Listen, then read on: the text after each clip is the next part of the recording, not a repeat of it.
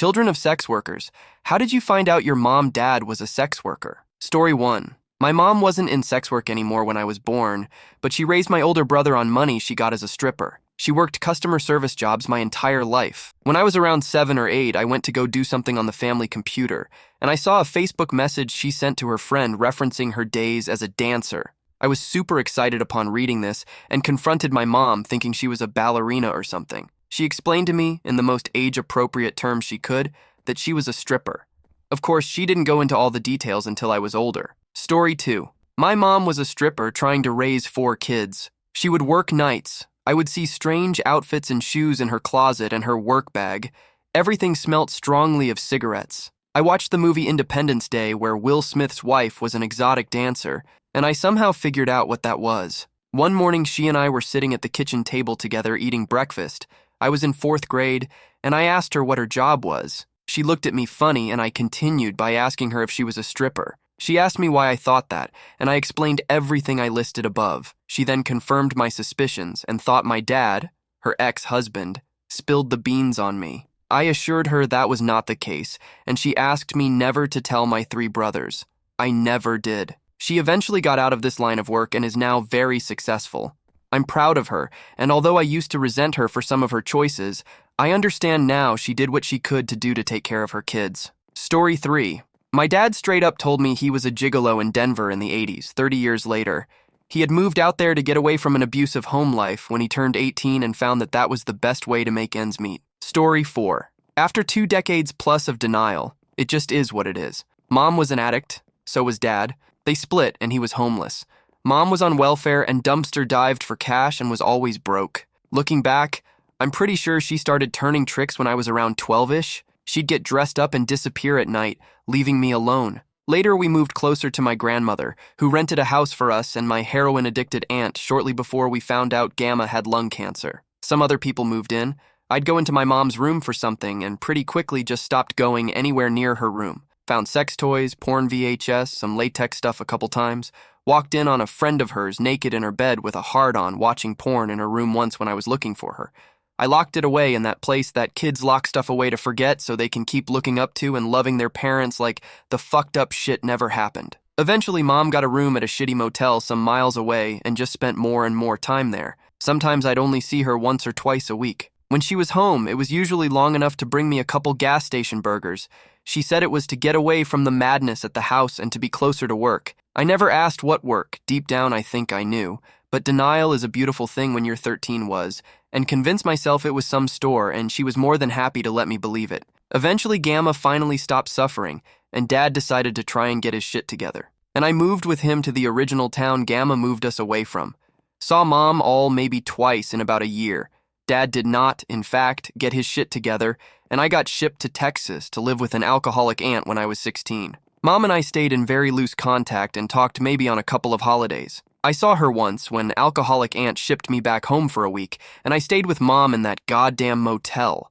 Again, she'd disappear at night. One time I picked up the phone thinking it might be her, but it was some guy. When I told him I was her daughter and I could take a message, he asked if I was into some mother-daughter stuff, laughed, and hung up. That strung-out voice literally haunts my nightmares.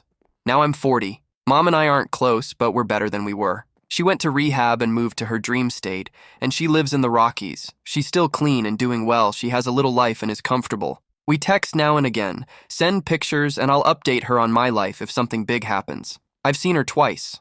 Once I went to her when I was 34, I think. It was a nice visit, and neither of us attempted to talk about the past. I think we were both nervous about each other. Then she came to me a few years ago for my wedding. Mom was a straight-up meth whore, and I'm super fucked up because of it. Story 5. My mom somehow had heaps of money before I was born, but had no work history and had an older gentleman friend buy her a house after my parents split. I finally got curious one day as a teen and asked if she was a sex worker, as it was the only thing that explained all this. She flipped out at me for finding out and went apeshit at Dad for telling me. He didn't. He was actually horrified. I worked it out as the agreement between my parents was that I was to never know. This was 17 years ago, and our relationship is still strained because she thinks I'm judging her and that I think I'm better than her when I really don't care that she used to be a sex worker. Apparently, once she got drunk and called my grandmother, on my dad's side, when she was still with dad and abused her for judging as well, when like me, my grandmother had no idea about my mom's profession. Story 6. I was raised by my grandparents on my dad's side because my mom was an addict and prostitute, and my dad was an addict who was in prison my whole childhood. I found out my mother was a prostitute when I was probably 13, 14, when I got in a bad argument with my grandmother, and she blurted it out. I took it surprisingly well for my age, but mainly because I barely had a relationship with her and already knew she was an addict, so it didn't catch me too off guard. Story 7. My mom took me to those places up until I was 3 when my dad found out. I tried to suck his cock, and when he asked me where I learned that, I told him that I was working like mommy. He filed for emergency custody, and there was a police investigation, and it turns out I was being sold out, too. I don't have any memories of it, but I started having night terrors when I was 2, and I think it might be related. My dad told me about all of it when I was 12. He sat me down and told me everything. I'm also in a couple of pornos on the internet, but the originals have been taken down, and I don't wish to look for the videos or see them. Story 8. One of the local prossies I occasionally help found out her mother was a stripper and handjob specialist in one of the numerous Spanish clubs when becoming a teenager, and being taken to the club and doing homework or chatting to other girls in the back during the mother's shift. She also found out a couple of her aunts did more than stripping at other clubs in both Spain and Germany. She was gradually encouraged to get involved herself and even start escorting. Spain's age of consent was 13 up until 2016. She had a child of her own at 16 and then was encouraged by clients to escort in the UK as the money is better, with a much bigger client base. The child found out her mother was a prosie during a homework argument with a babysitter who threatened that if she didn't do her homework and eventually finish school with top grades, she would end up doing the same work her mother, grandmother, and some grandaunts do. Story 9.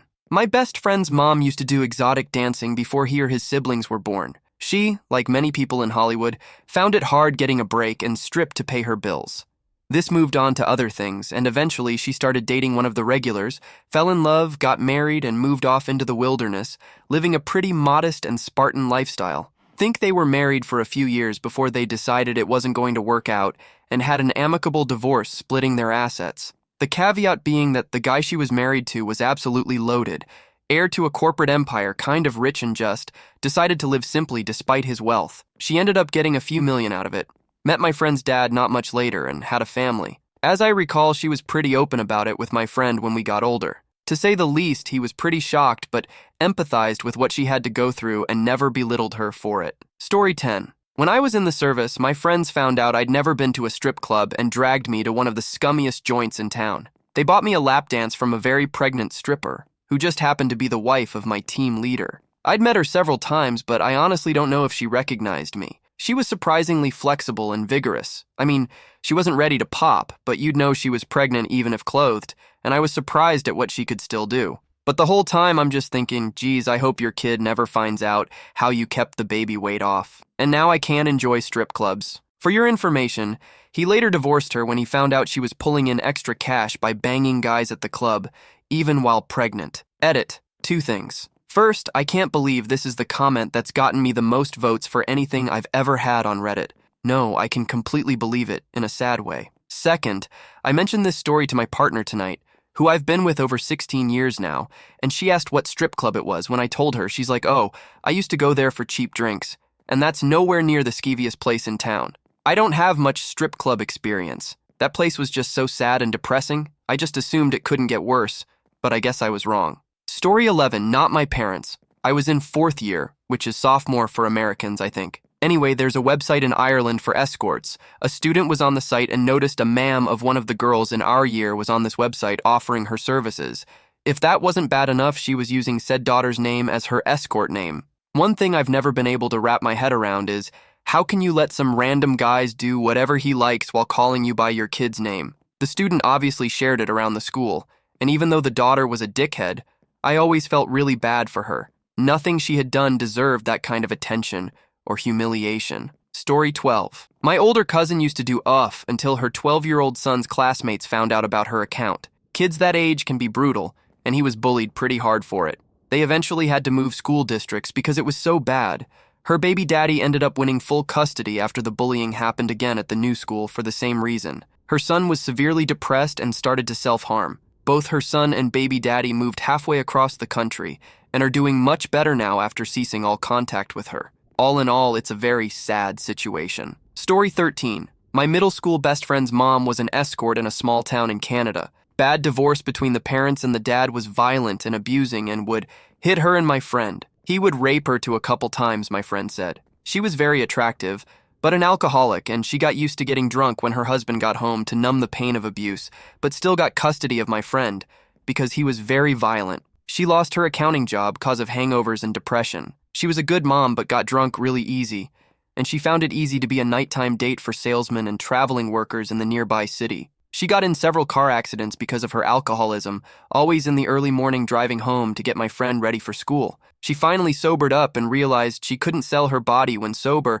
and started a window cleaning business and did bookkeeping for local small businesses. She died of cancer after being sober for 5 years and left my friend about $100,000 when he was 20. He is 45 now. The dad is still alive and was a local mechanic who was liked around town as he did work. Then he hit a woman in a bar who happened to be a niece of an indigenous biker gang smuggling operation leader, and he moved 2 time zones away. Story 14. Not necessarily sex workers, but my parents were swingers.